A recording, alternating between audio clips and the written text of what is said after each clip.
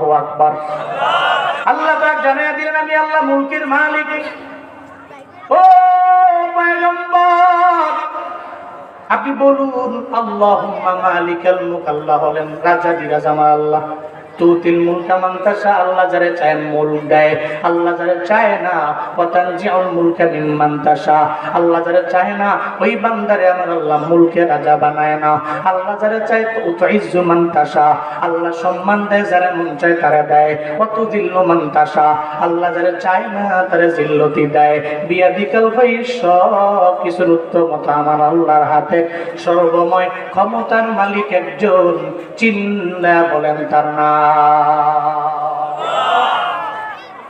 আল্লাহ হলেন সর্বময় ক্ষমতার মালিক। আল্লাহ বলেন বরকতময় ওই রব, ইন্নাকা আলা কুল্লি শাইইন কাদির।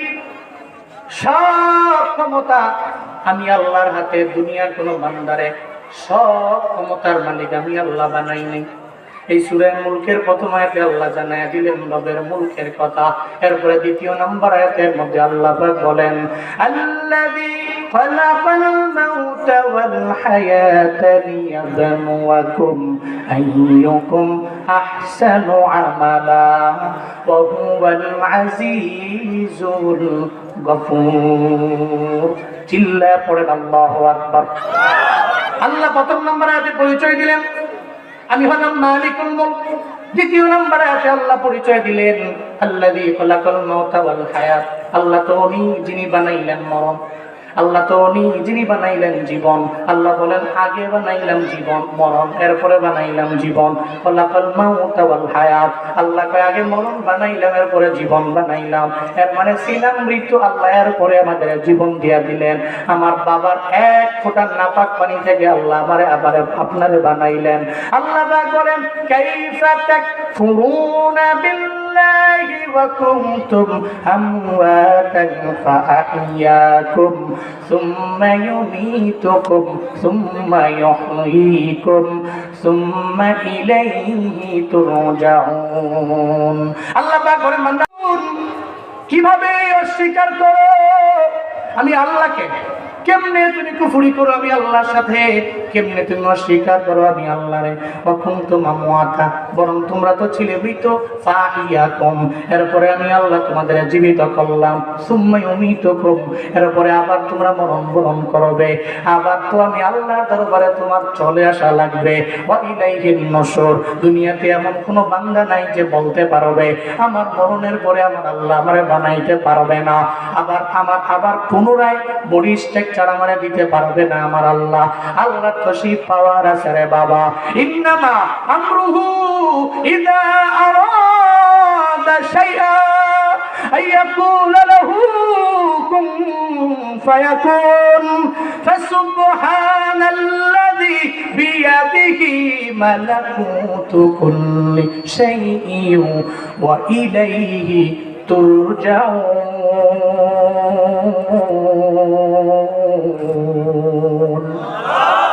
আল্লাহ বলেন আমি আল্লাহ যখন চাই, আমরুহু ইযা আরাদা শাইআ, যখন আমি ইচ্ছা পোষণ করি কিছু করব, তখন আমি আল্লাহর লেবার লাগে না, কোনো ডেলিভারের প্রয়োজন নাই, কোনো শ্রমিকের প্রয়োজন নাই। আমি আল্লাহ তখন বলি আমরা হাজার মারুফের সিগা দিয়ে কুন। এটা বলতে দেরি হইতে আর দেরি নাই, কারণ আমি আল্লাহর তো সে পাওয়ার আছে, আমি আল্লাহ সেই ক্ষমতা আছে। আল্লাহ কয় বান্দারে আমি আল্লাহ প্রথমে মরণ বানাইলাম, এরপরে আবার তোরে জীবন দিয়া দিলাম, এরপরে আবার আমার দরবারে আসা লাগবে। মিনহা খালাকনাকুম ওয়া ফিহা নুঈদুকুম ওয়া মিনহা নুখরিজুকুম তারাতান নুকরা। আল্লাহ পাক বলেন এই মাটি থেকে তোরে আমি বানাইছি, এই মাটির মধ্যে বান্দারে তোর আবার চলে যাওয়া লাগবে, ওই মাটি থেকে আবার আমি আল্লাহ তোরে উঠাবো।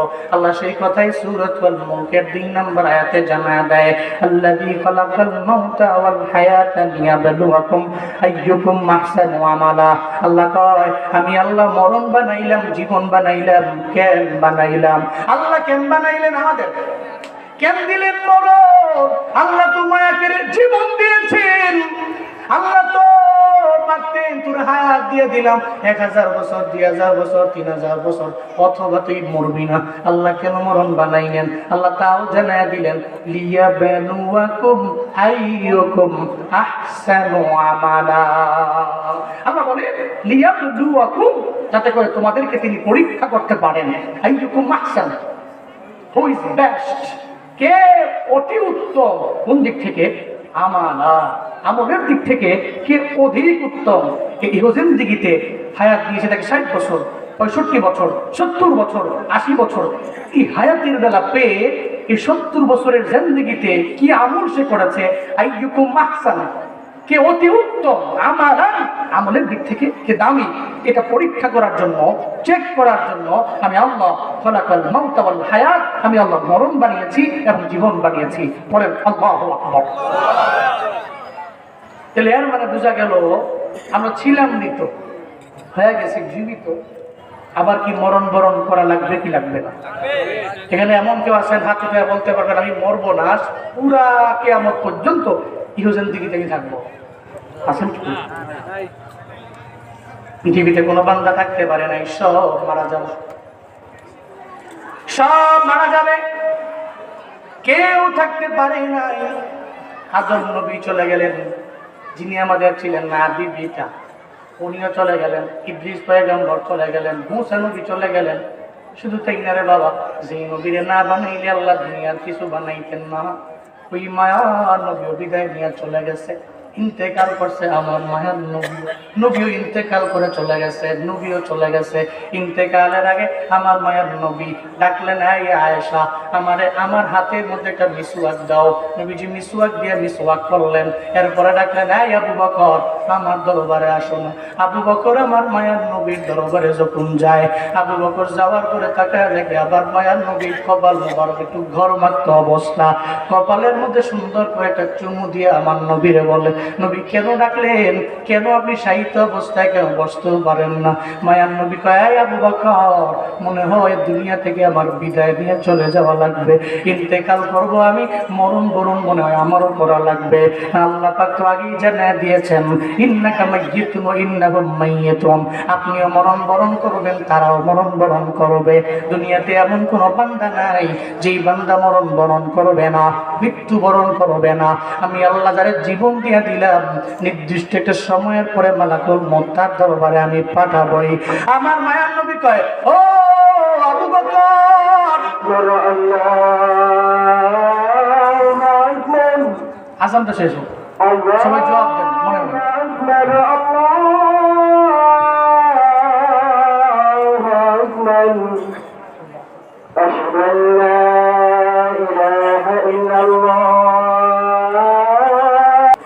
নবীজির কাছে আসলেন, নবীজির কপাল মোবারক ঘেমে ছিল, ঘর্মাক্ত অবস্থায় ছিল। আবু বকর এসে নবীজিকে বলছেন, কপালে একটা চুমুক দিয়ে বলতেছেন, পয়গম্বর, আপনি তো আমাকে বলতেছেন আপনি বিদায় নেবেন, কিন্তু আপনাকে ছাড়া থাকবো কি করে আমি? হযরত আবু বকর আমার মায়ার নবীর চোখের পানি দেখে নিজেও চোখের পানি পালায় কান্না করে আর বলে, নবী আমার, আমি আপনাকে ছাড়া কেমনে থাকবো? যদি বিদায় দিয়া চলে যান, আমি আপনার না পাইলে আমার জীবনটা কেমন হয়ে যাবে? হযরত আবু বকর চোখের পানি পালায় কান্না করেন। মায়া নবী জানায় দেন, আমার আবু বকর রে, আমি বাঁচবো না, দুনিয়া থেকে বিদায় নিয়ে চলে গেল, অসুবিধা নাই। মুমিনেরা মরণের ডরায় না। মুমিন যদিও মরণ বরণ করে, মৃত্যু বরণ করে, মরণের ডরায় না, কারণ মরণটা তার জন্য একটা খাল। ওই খালের ওপার হচ্ছে আমার আল্লাহ, খালের ওপার হচ্ছে আমার আমি নিজে, মুমিন নিজে। মুমিন ওই খাল থেকে পার হতে দেরি, আল্লাহর সাথে মুলাকাত করতে দেরি হয় না। তুফাতুল মুমিনিল মাউত, মুমিনের তুফা হলো আল মাউত, মুমিনের পুরস্কার হলো, মুমিনের জন্য হলো মরণ। এই মুমিন তো মরণ বরণ করবে, এটাই স্বাভাবিক ব্যাপার। তবে মরণে উনি ডরায় না, উনি জানে এটা আমার জন্য একটা হাদিয়া, এটা আমার জন্য একটা পুরস্কার।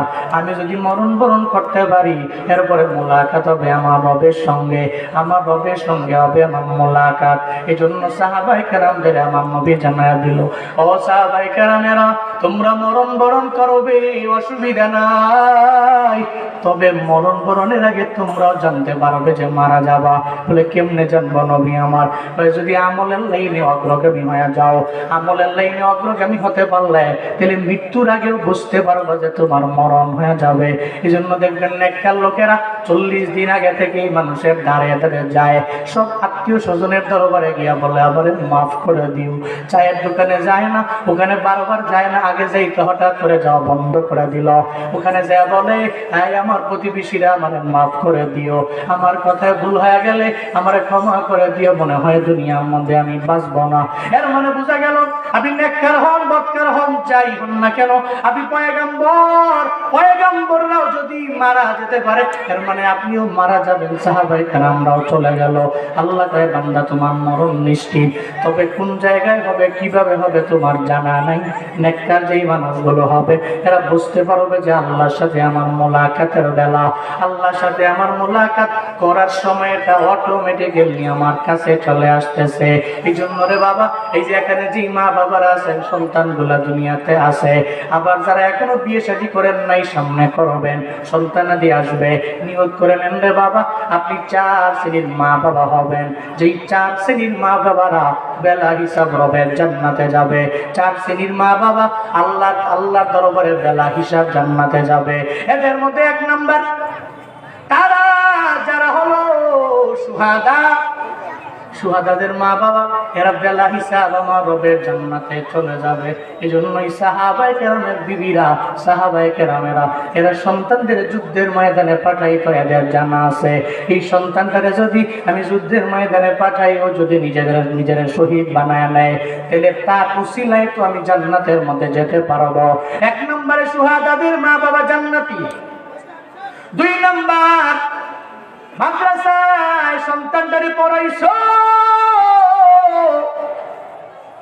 যেই সন্তানটার মাদ্রাসায় পড়াইলা ওই সন্তানটা তোমার নিয়ে যাবে জান্নাতে।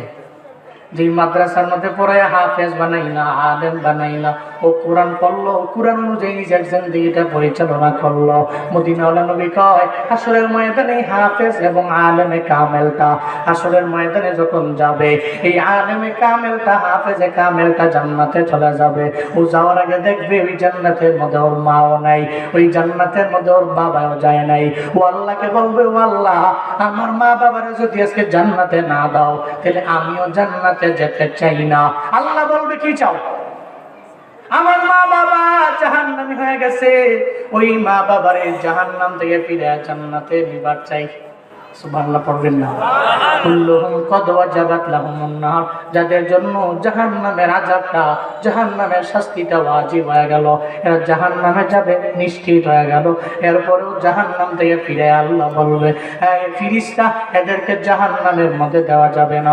এদের সন্তানদের এরা মাদ্রাসায় পড়াইলো, এদের সন্তানদের হাফেজ আলেম বানাইয়া এরা দুনিয়ার মধ্যে কষ্ট কম করে নাই। হাফেজ আলেম হয়েছে, দুনিয়াবি লাইনের অনেক ফায়দা এদের হয় নাই। এরা তো আখিরাতে চিন্তা করে, এদের মাদ্রাসায় পড়াইলো। ও ফিরিস্তা, এই বান্দাগুলোর জাহান্নামে দেওয়া যাবে না। এদের সন্তানের দোয়ার বদৌলতে, রিকোয়েস্টের বদৌলতে এই মা বাবার জাহান্নাম থেকে ফিরে জান্নাতের মধ্যে ঢুকায় দাও।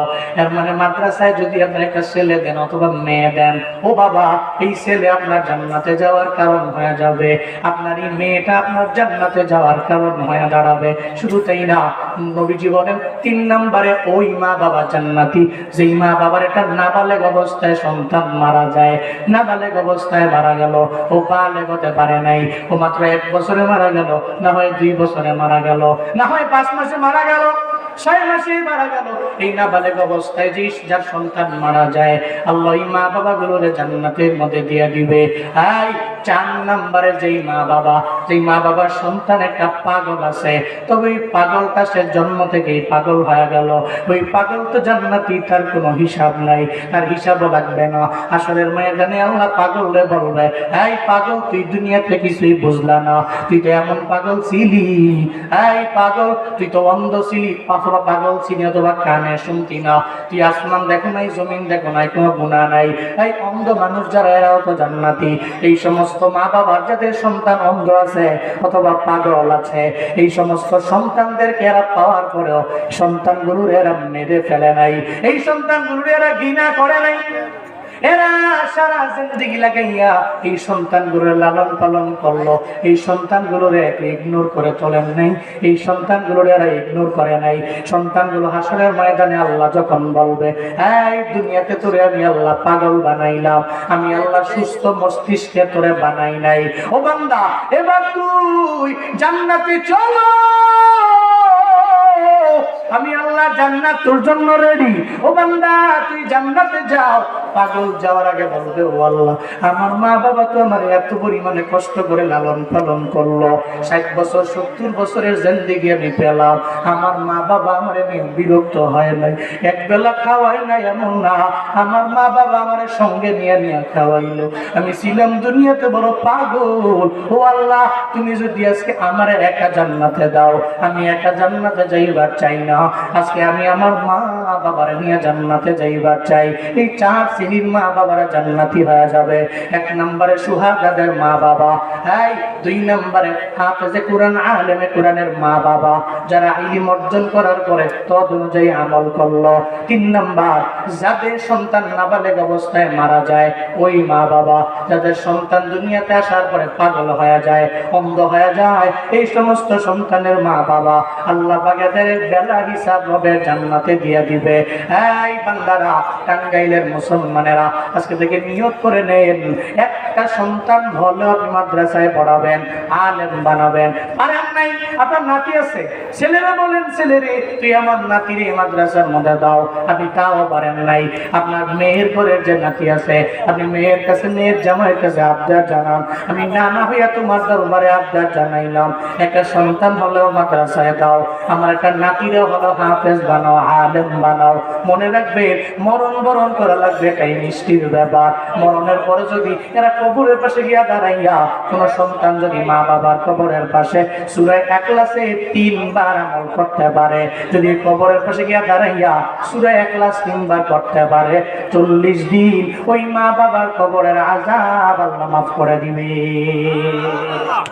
কবরের পাশে গিয়া দাঁড়াইয়া বলবে, আসসালামু আলাইকুম ইয়া আহলাল কুবুর, ইয়াগফিরুল্লাহু লানা ওয়া লাকুম ওয়া আনতুম সালাফুনা ওয়া নাহনু বিল নাসার। যে এদের জন্য দোয়া করবে কবরের পাশে গিয়া দাঁড়াইয়া। এই সন্তানেরা যখন মা বাবার কবরের পাশে গিয়া দাঁড়াইয়া, এরপরে সূরা ফাতিহা 1 বার পড়বে, সূরা ইখলাস 3 বার পড়বে, এরপরে দুরূদ পড়বে 7 বার অথবা 11 বার, আল্লাহর দরবারে মুনাজাত করে দোয়া করবে, ও দয়ার মালিক রব্বির হামহুমা কামা রাব্বায়ানি সগীরা, ও আল্লাহ আমার ছোটবেলায় আমার মা বাবা যেমন লালন পালন করলো, তুমি তেমনি ভাবে আমার মা বাবার কবরটারে জান্নাত বানায় দাও। ওই সন্তান যদি মা বাবার কবরের পাশে গিয়া দাঁড়াইয়া আল্লাহর দরবারে যদি বলতে পারে সূরা ইখলাস 3 বার করার বদৌলতে আল্লাহ পাক রব্বুল আলামিন টানা 40 দিন ওই মা বাবার কবরে আযাবের ফেরেশতা পাঠাবে না। এজন্য আসুন আমরা ওই মা বাবা হই যাদের সন্তান হবে হুফাজে কোরআন, যাদের সন্তান হবে আলেম কোরআন, মুহাদ্দিস, মুআল্লিম, মুদাররিস। আমরা এমন সন্তানের আব্বা আম্মা হতে রাজি আছি তো ইনশাআল্লাহ।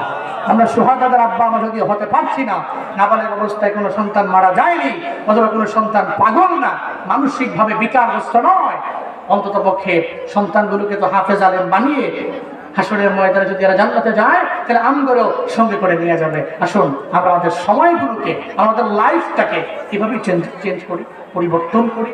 আমরা একটা সন্তান হলেও মানুষের মতো মানুষ করে গড়ে তুলি। সর্বময় ক্ষমতার মালিক আল্লাহ, এই ঈমান নিয়ে অগ্রগামী হই। আল্লাহ পাক আমার জীবন দিয়েছেন, আমার মরণ হবে এটা কনফার্ম। মরণের কথা চিন্তা করে ইহজেন থেকে কিছু পুঁজি তৈরি করি। আল্লাহ আমাদের সবাইকে সূরাতুল মুলক বেশি বেশি পাঠ করে এর ভিতরে কি আছে সব নির্যাস বের করে, শিক্ষা বের করে আমল করার তৌফিক দান করেন। সকলেই পড়েন আমিন।